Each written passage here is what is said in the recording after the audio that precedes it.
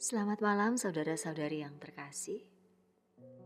Sebelum tidur malam ini, saya Ibet Bingarsi akan berbagi renungan dari Pendeta Dr. Erastus Sabdono yang berjudul Menyerap Hidupnya.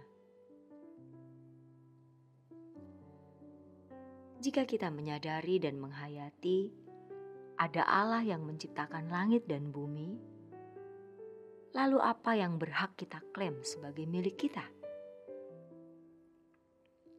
Semestinya kita tidak berhak memiliki apapun. Jika memiliki kesempatan untuk hidup, ini merupakan kesempatan yang tidak terkira. Tetapi perlu dipermasalahkan, bagaimana sikap hidup kita? Apakah kita masih merasa memiliki sesuatu di hadapan Tuhan? Banyak orang merasa bahwa dirinya memiliki hak di hadapan Tuhan. Biasanya, orang seperti ini memberi batasan antara yang milik Tuhan dan miliknya. Apa yang menjadi milik Tuhan biasa diberikan kepada gereja sebagai persembahan. Sedangkan apa yang menjadi miliknya digunakan sesuai keinginannya sendiri. Persepuluhan yang diajarkan di banyak gereja sering menjebak orang percaya pada bagian milik Tuhan dan bagian miliknya. Dan ini membangun kesalahan yang bisa fatal.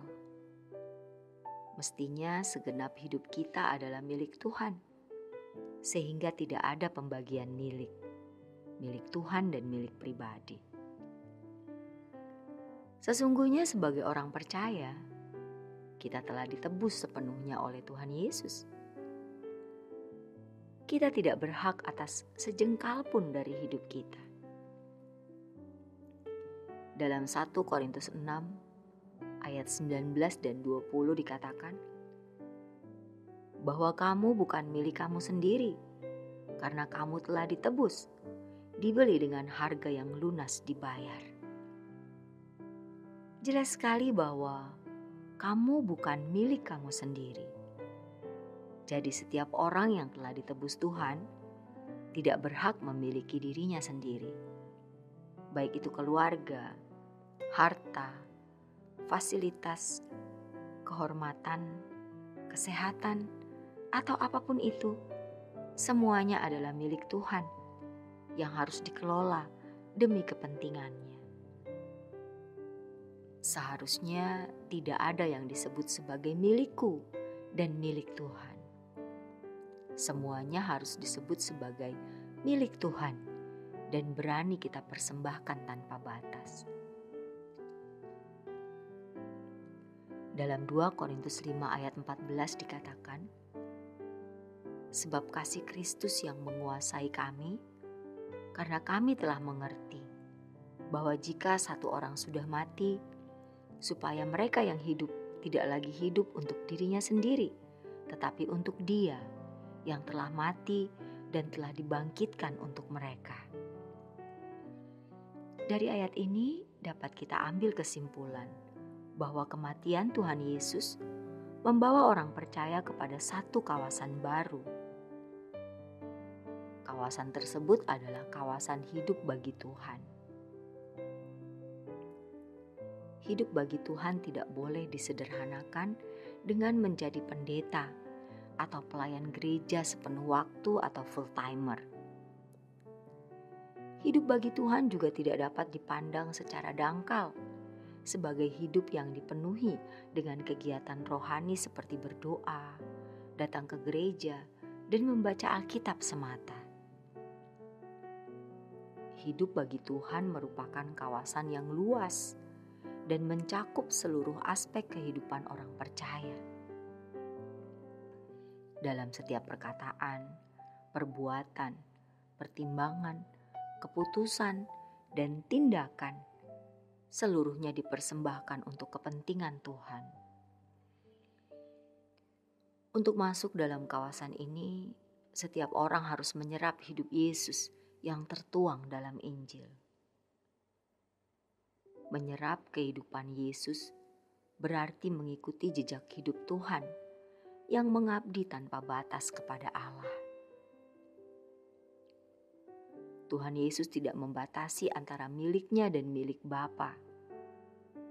Apa yang ada padanya, semuanya adalah milik Bapa di surga. Dalam Filipi 2 ayat 6, dinyatakan bahwa Tuhan Yesus sama sekali tidak menganggap kesetaraan dengan Allah sebagai milik yang harus dipertahankan. Ia mengosongkan dirinya dan menjadi manusia sampai mati di kayu salib. Dari kehidupan Tuhan Yesus, kita melihat keterlepasan Tuhan dari segala sesuatu yang dimilikinya. Ia terlebih dahulu memberi teladan bagaimana memberi hidup tanpa batas kepada Allah. Ketika manusia hari ini hidup terbatas dengan Allah, Yesus memberi contoh hidup tanpa batas. Ia mengorbankan kemuliaan, bahkan nyawanya, demi kepentingan Bapa dalam menyelamatkan umat manusia. Jadi, berbicara mengenai memberi hidup kepada Tuhan, bukan berapa persen yang kita harus berikan untuk pekerjaan Tuhan. Sebab segenap hidup kita ini pekerjaan Tuhan. Tubuh kita sendiri adalah milik Tuhan untuk menggenapi pekerjaannya. Bisnis, karir, pendidikan, tabungan, dan deposito kita adalah milik Tuhan semata. Berbicara ini bukan berarti seluruhnya kita serahkan ke gereja. Seluruh fasilitas tersebut harus kita gunakan secara bijaksana dalam pimpinan Roh Kudus. Baik itu untuk menghidupi keluarga, membantu keluarga besar yang kekurangan, menolong masyarakat yang membutuhkan, atau untuk pekerjaan Tuhan di dalam gereja. Semuanya kita lakukan dalam pimpinan Roh Kudus. Hal terpenting bukan berapa yang kita beri, tetapi apakah kita telah menyerap hidup Tuhan yang tanpa batas mengabdi ke Bapa?